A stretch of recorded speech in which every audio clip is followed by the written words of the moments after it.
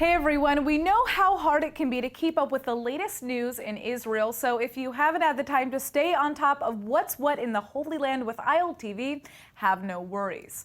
It's time for our new show this week in Israel, where we'll give you the scoop on everything you need to know about the last 7 days right from Tel Aviv. I'm Natasha Kirchuk, here to keep you informed. Israeli Prime Minister Benjamin Netanyahu is sharing his well wishes for a fast recovery with the victims of yesterday's Virginia shooting attack. Early Wednesday morning, while practicing for a children's charity baseball game, Congressman Steve Scalise, a congressional aide, a lobbyist for Tyson Foods, and 2 police officers were shot by 66-year-old gunman James T. Hodgkinson. Congressman Scalise is reportedly in critical condition. In an evening statement, Netanyahu said, quote, "On behalf of the government and people of Israel, I send our heartfelt wishes for a full and speedy recovery to Congressman Steve Scalise and the other victims of today's tragic shooting attack in Virginia. We stand with the victims, their families, and the American people on this difficult day," end quote.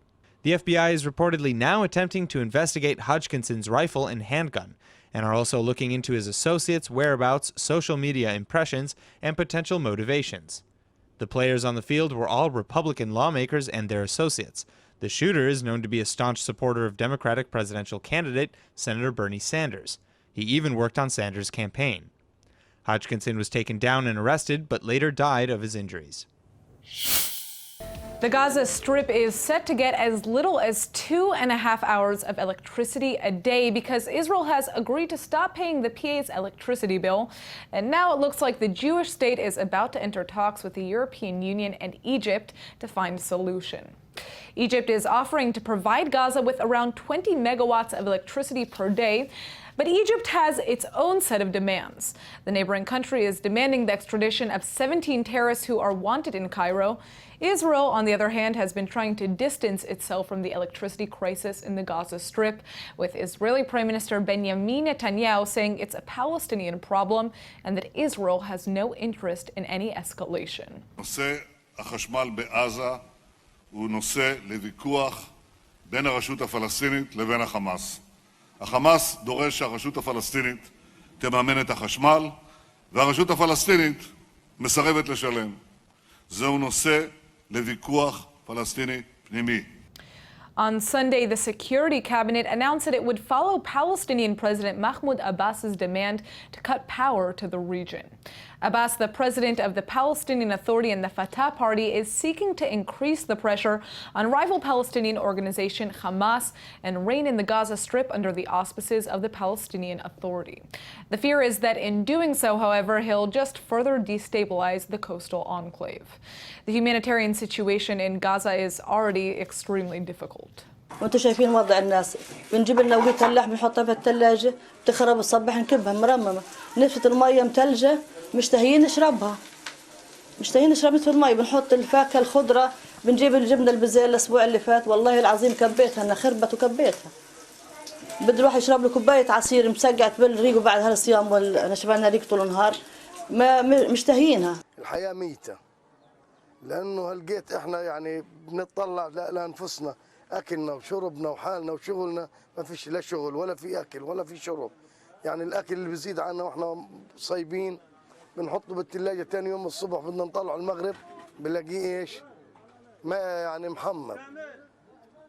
وهلقيت إحنا والله ما إحنا عارفين إيش بدنا نسوي. Hamas is claiming the decision will have disastrous and dangerous results, so maybe now the EU is willing to pick up the Palestinian Authority's tab. Now, following the Israeli Prime Minister's calls for UNRWA to be dismantled, United Nations Secretary General Antonio Guterres is now firing back, rallying support from all other member states to continue supporting the refugee relief program. UNRWA, or the United Nations Relief and Works Agency for Palestine refugees in the Near East, was created in 1949 to provide employment and public work projects to the 5 million registered Palestinian refugees and their descendants from the 1948 War of Independence. It was later revitalized for those expelled during the Six-Day War in 1967. Today, UNRWA is charged with providing services like education, healthcare, and social services. The organization has often come under criticism over the past few years, however, amid accusations of corruption, politicization, support and incitement to terrorism, and more.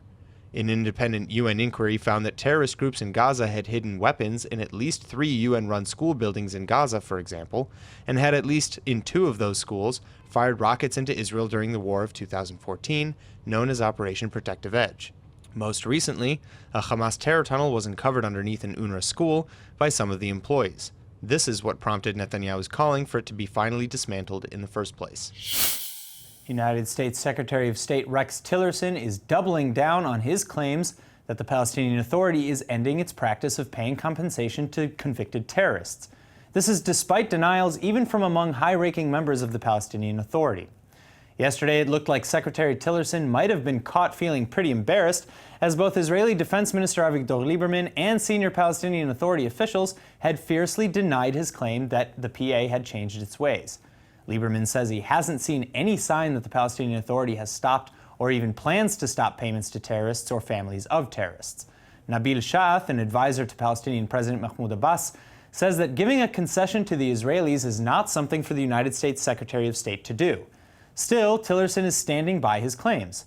He says he had a private meeting with Palestinian officials in Bethlehem during President Trump's visit to Israel, where the PA made promises to stop subsidizing terrorists. He said those were assurances that were given to me in the most recent trip, and that the United States and the PA will continue this dialogue. 16 different NGOs have just come out in support of the UN's assessment on Gaza's current power crisis. In a statement sent to Israel's Attorney General Avichai Mandelblit, the human rights groups are warning of a total collapse in Gaza should Israel continue with the plan to reduce power in the Strip by roughly 40%. They write that they sent an urgent letter, quote, demanding that Attorney General Mandelblit advise the members of the Security Cabinet to immediately rescind its decision to reduce the supply of electricity sold and provided by Israel to the Gaza Strip, end quote. Israel decided to cut the power on Sunday at the behest of PA President Mahmoud Abbas.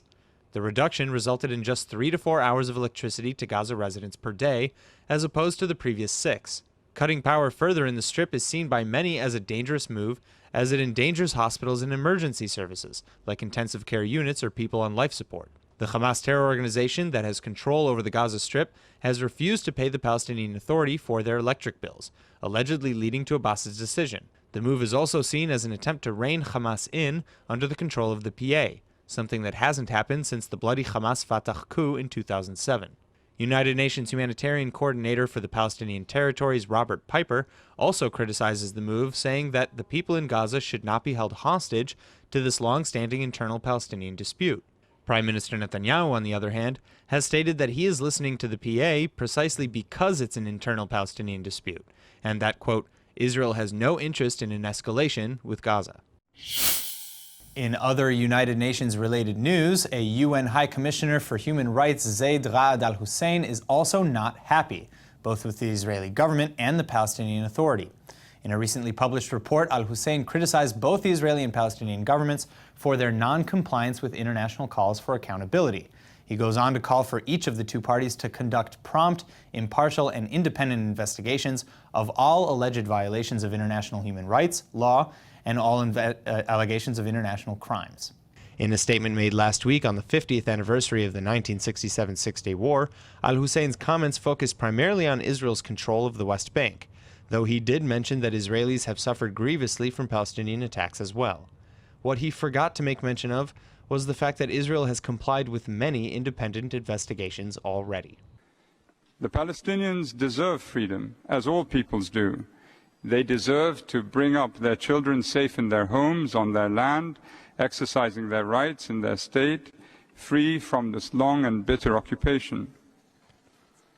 The Israelis also deserve freedom, a different sort of freedom, for they have long had their state, but they too have suffered grievously.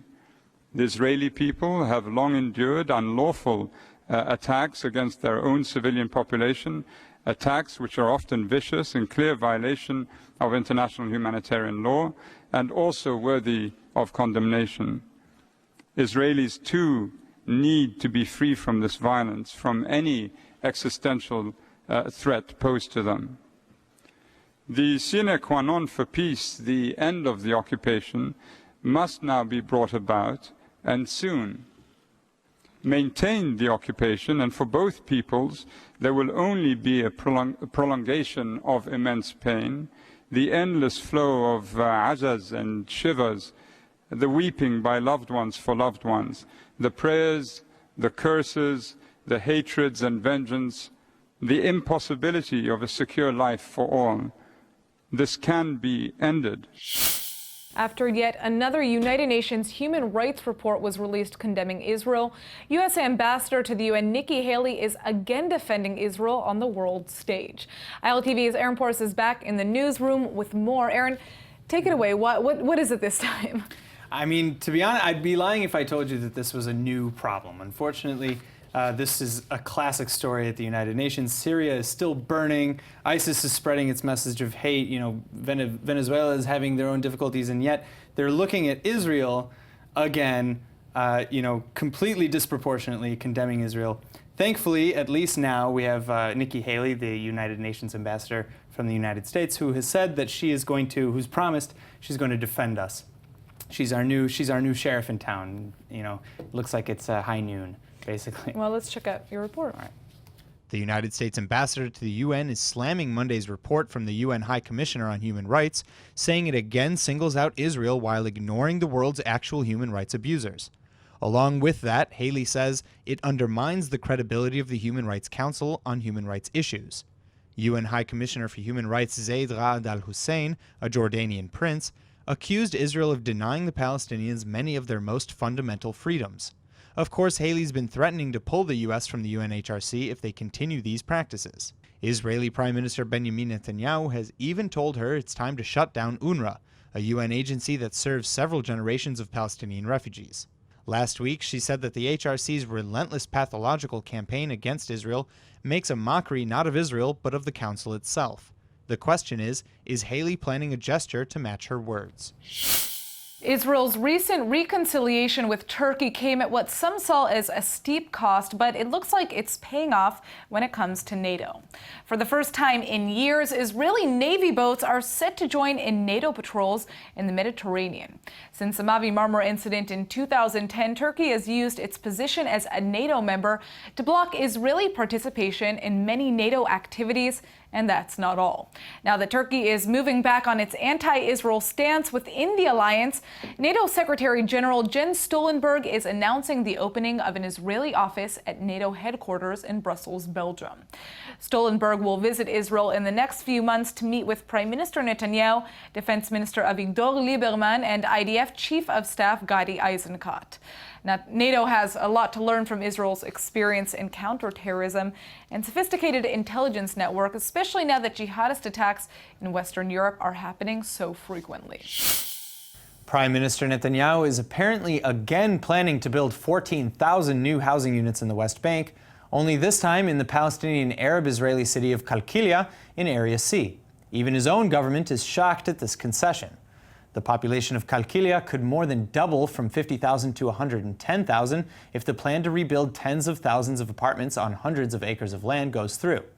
Sources in the Defense Ministry are telling Israel's Channel 2 that the plan is nothing new. It's part of Defense Minister Avigdor Lieberman's carrot and stick approach to provide incentives for Palestinians.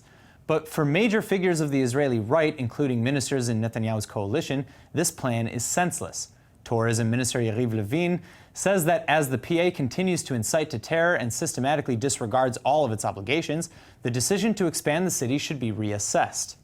Education Minister Naftali Bennett and Justice Minister Ayelet Shaked, the head honchos of the Jewish Home Party, went further, saying that the Israeli government must promote Israeli interests in Judea and Samaria and not those of the Palestinians.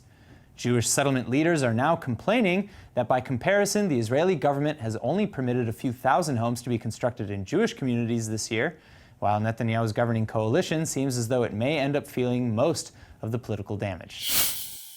We've all been following the clash between Qatar and the Sunni bloc of Saudi Arabia, Egypt, and their allies, but now there's talk in Israel of closing Al Jazeera, the Qatari-based news network.